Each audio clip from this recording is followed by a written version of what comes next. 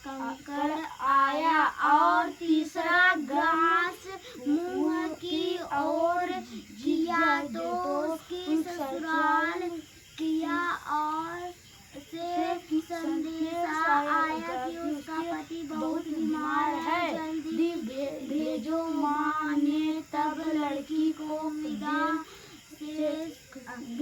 किया और कहा कि रास्ते में जो भी मिले उसको पाँव लगना और जो कोई सुहागन का आशीर्वाद दे तो उसके पले में गांठ लगाकर उसे कुछ रुपए देना। बहन जब भाइयों से विदा हुई तो रास्ते में जो भी मिला उसने यह आशीष दी कि तुम 7 भाइयों की बहना तुम्हारे भाई सुखी रहे और तुम उनका सुख देखो। सुहागन का आशीष किसी ने भी नहीं दिया। जब वह ससुराल पहुंची तो दरवाजे पर उसकी छोटी ननद खड़ी थी। वह उनसे भी पास तो उसने कहा कि सुहागन रहो ससुर हो। तो उसने यह सुनकर गले में गांठ बांधी और ननद को सोने का सिक्का दिया। तब डर गई तो सास ने कहा कि पति धरती पर पड़ा है तो वह उसके पास जाकर उसकी सेवा करने के लिए बैठ गई। बाद में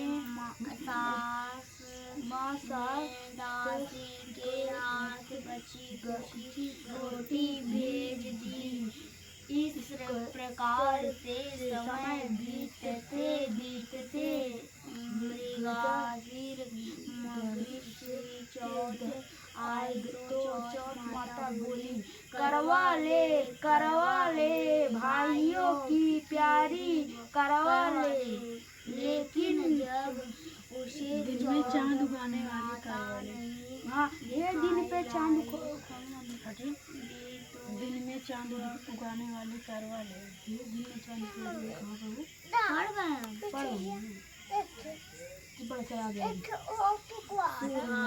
देना पड़ेगा। तब उस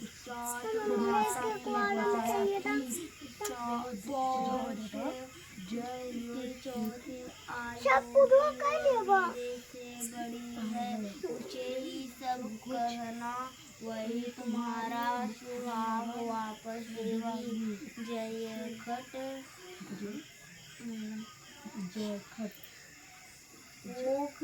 पोष की चौथ आकर चली गई, माघ की चली गई, फाल्गुन की चली गई, चैत जेठ आषाढ़ और श्रावण भादो की सभी चौथ आई और यही कहकर चली गई कि आगे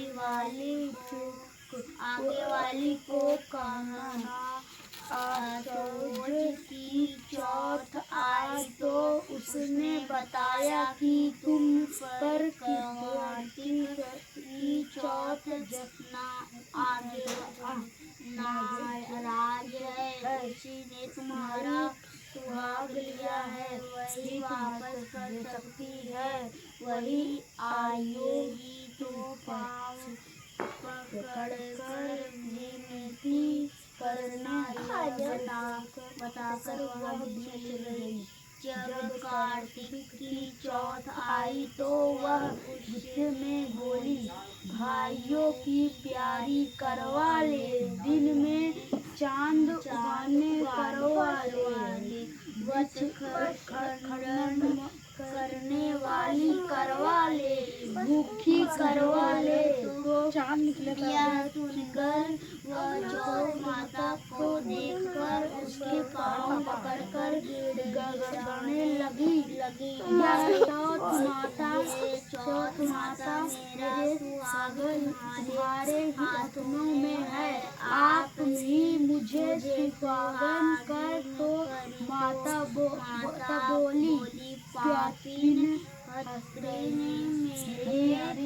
हत्यारी मेरे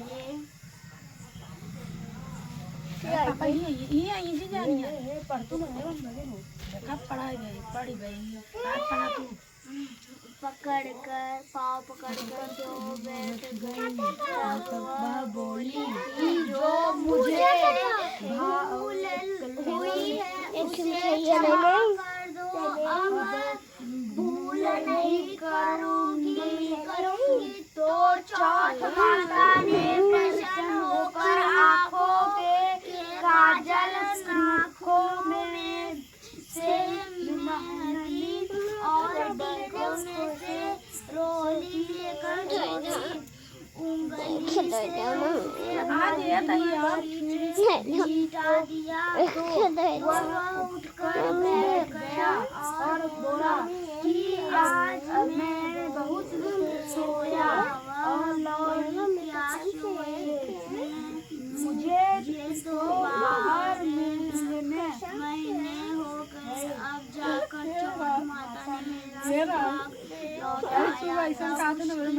उसने कहा कि जल्द ही से माता का पूजन करो। जब चौथ की कहानी सुनी, करवा का पूजन किताब पढ़ते। पापा किताब पसंद खाकर दोनों पति पत्नी तू बोला जा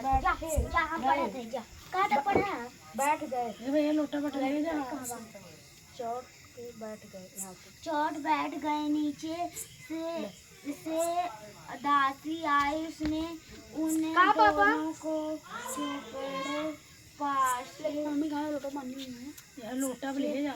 पत्नी चौपड़ खेलने बैठ गए। नीचे से दासी आई। उसने उन